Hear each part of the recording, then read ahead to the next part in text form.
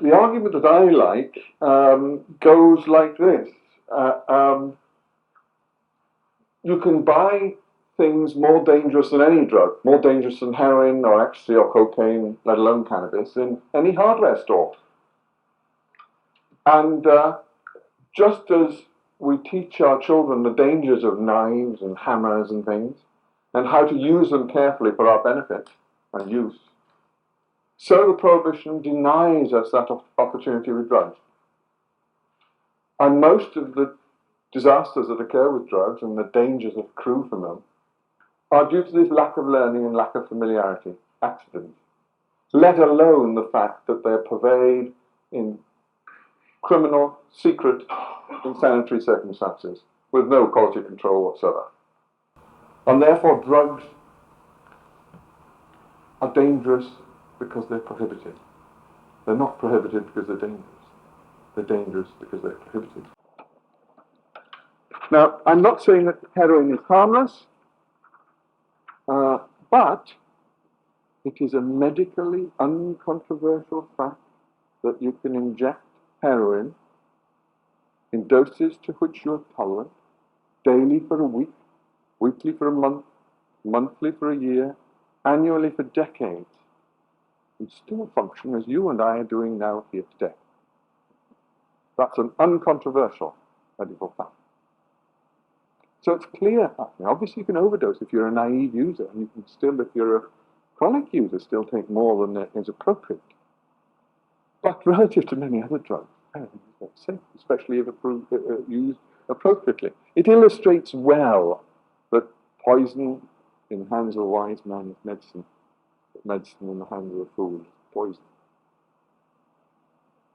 Now, as you probably know, in the Merseyside clinics, which were made models of good practice in the 80s, and the harm reduction philosophy spread throughout the United Kingdom and exported to places like Switzerland and Australia, until the Americans got wind of it, and there was total reversal. The weather vane shifted 180 degrees in the 90s. There is a question mark in the eyes of the general public as to the rationale of such clinics. You don't have to explain it to parents. Parents come up very puzzled, sometimes upset that their son or daughter is still being prescribed heroin, but they will say, I don't know why he's being prescribed heroin, doctor. Well, I'll tell you what, we know where he is at night time. He sits with us at mealtimes. He talks to us. He's back with his girlfriend. He helps us down in the garden, all this sort of stuff. He's put on weight, etc. He may still be on drugs, but he's functioning, to all intents and purposes, normal human being again. Well, why do we give drugs like this to drug takers? Well, all the questions that people ask about the policy boil down to variations on these five. Won't prescribing undermine motivation to give up? Why give up if free junk is available? Well, those of you who are heroin addicts may be able to tell the rest of the audience here that many of these individuals have alienated their families and friends. They lost all their money to gangsters or whatever, arrested by the police, put themselves at risk of horrible diseases, hepatitis A and all the rest of it, lost their liberty in prison for long periods of time. I can't think of any greater deterrence than loss of liberty, poverty, disease, and death. So any effect that I might have on their motivation seems to me at the very least marginal. But a chap called Valent has shown that no external intervention makes any difference to the period of addiction of about 10 years, with one exception shown by a German called Shaw. And he showed that we can increase the abstention rate from 3 to 5% per annum by giving addicts a supply of the drug of their choice. And any doctor or other agency who has worked with chronic addicts will know, counselling them, that half their mind is always on where the next fix is coming from.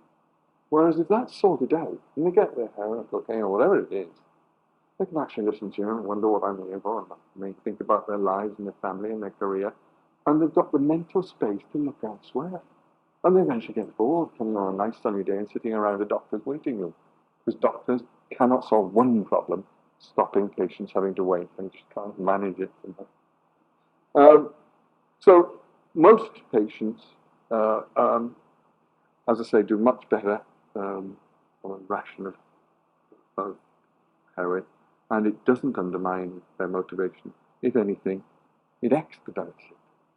But far more important than that, and I'll just pop to the next slide. This is the empirical results of one of these old British system clinics, as they were called. Incidentally, I didn't start this up. I'm an ordinary doctor, son of a GP from South Wales, went to Edinburgh Medical School. And then Mrs. Thatcher, as is her wont, asked us to evaluate what happened, which is what we did. And we came up with this rather surprising finding. First of all, the police looked at their previous and their subsequent clinical records, criminal records after they joined the clinic, and found a 15-fold fall in criminal convictions. Virtually eliminated, 96% drop. And this was being done unbeknown to us. And after all, the criminal records were complete. This is the significant one as far as I'm concerned. You see, in any other system, prison, prohibition, even on probation or whatever, but you get your drugs from the street, 10 to 20% of drug takers die. That's the most serious medical condition there is. 10 to 20% mortality rate is a mortality rate similar to smallpox in young adults around the age of 20, in the prime of their lives. And every one of them is somebody's son or daughter. And it's all unnecessary. Under maintenance, this drops to zero. And you may think, oh, well, but they're still on heroin or still on cocaine or whatever it is. But it sure showed giving them their ration of drugs expedites abstention if that's what you want. But in a way, I could expect that. If you've got clean drugs, if you're going to use drugs anyway, if you've got clean ones legally, then you'd expect crime to fall and deaths to fall.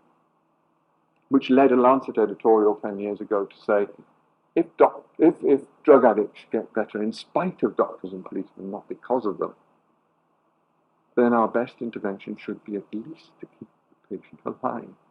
Preferably healthy, preferably legal. Which the maintenance system the old British clinic did.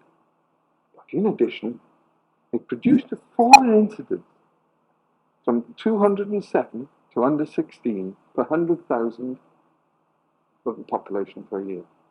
The incidence in new cases fell 12-fold. In other words, a very powerful preventative effect. Now, thirdly, won't such a policy increase the total consumption of drugs in society when our aim is to reduce it? Well, we've just seen from that last result on incidence, the preventive effect, it does exactly the opposite. That's the puzzling thing about this, about legalizing drugs and making them legally available. But actually, it reduces consumption. Methadone, you can't sell methadone in Liverpool. It's poisonous, and it's handed out like water. Highest toxic amount. Methadone. But that's another story. I mean, that's the Americans' attempt to stop heroin being prescribed. That's just to show how consumption has risen since we stopped the old British system, which GPs prescribed there, then psychiatrists prescribed, and each time it was tightened up, the number of drug users rose through the roof until we've now got 100,000 drug users registered, many more probably. Now, the whole problem arises, this perverse consequence of prohibition, through ignoring these two principles, supply and demand, something that you'd think that Western governments held dear. Now, Aldous Huxley wrote in 1954 that humanity at large will ever be able to dispense with artificial paradises seems very unlikely. Most men and women lead lives at the worst so painful, at best so monotonous, poor and limited, that the urge to escape is and has always been one of the principal appetites of the soul. There isn't a society anywhere in the world at any time in history that hasn't used an intoxicant, a psychoactive substance, to soul the vicissitudes of life, to endure the ups and downs. So there'll always be a demand. Since the end of the Second World War, alcohol that controls on the hours, the controls on the premises, you can buy alcohol at any off-license, and the controls on price, real price has fallen, have all been undone. And you've got epidemic intoxication with most cases before the law courts, most NHS beds, most road accidents involving in some way alcohol problems.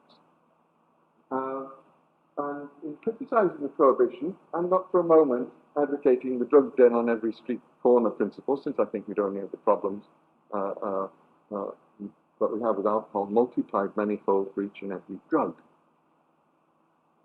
What I'm saying is that if the state is to control any substance, any commodity whatsoever, whether it's chocolate or bananas, it actually has to have a legal. Over-restrict the supply, then criminals meet the demand that there's always been.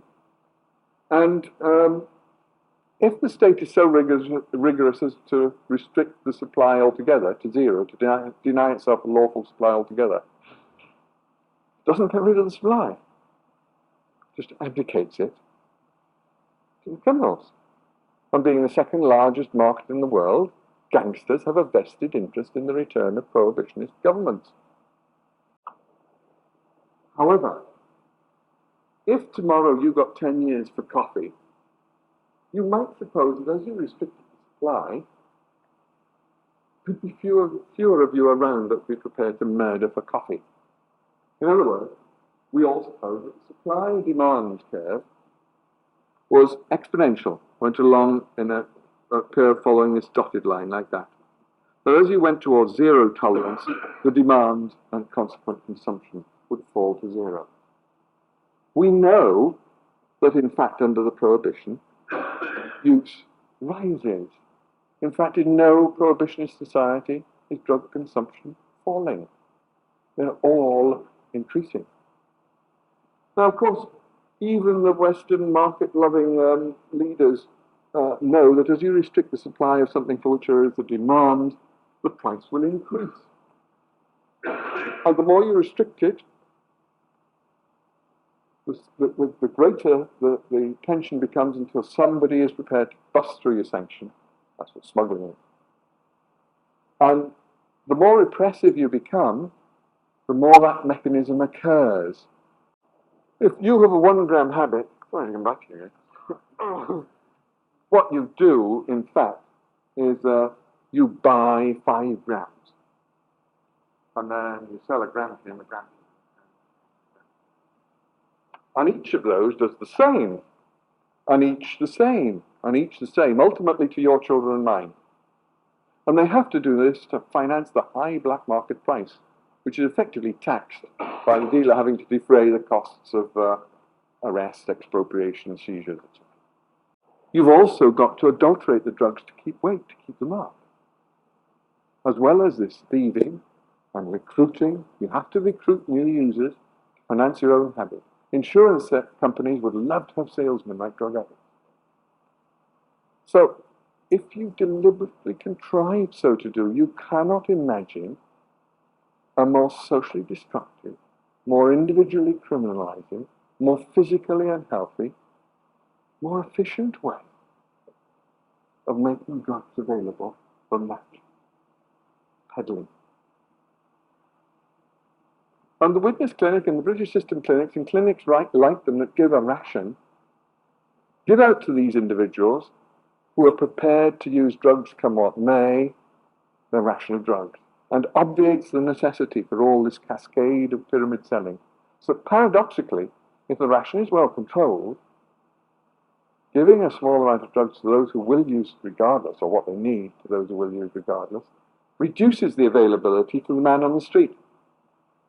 That's the paradox that we couldn't understand. That giving out the drug, question 3, which we found reduced drug consumption, and of course reduced incidence, because it stopped the recruitment of new users, is explained by this pyramid selling mechanism. And there's quite strong empirical evidence of that. Well, not quite strong, utterly overwhelming. Free markets promote consumption, black markets peddle consumption. Only regulated markets control consumption. And the great fallacy of Western governments promoting prohibition as control of drugs is that, of course, prohibition produces the opposite of control. It produces total loss of control. Or if you legalize drugs, you'll have drugs in every street corner. What do you think we've got now in all our inner city and a lot of the district ones? Control via a ration, and it can be done fiscally in lots of other ways. It doesn't have to involve doctors at all. Totally inappropriate.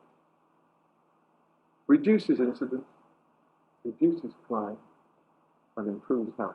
It's humane and helpful.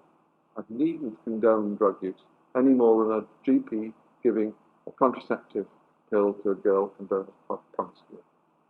Whereas the prohibition increases incidence, increases crime, destroys health.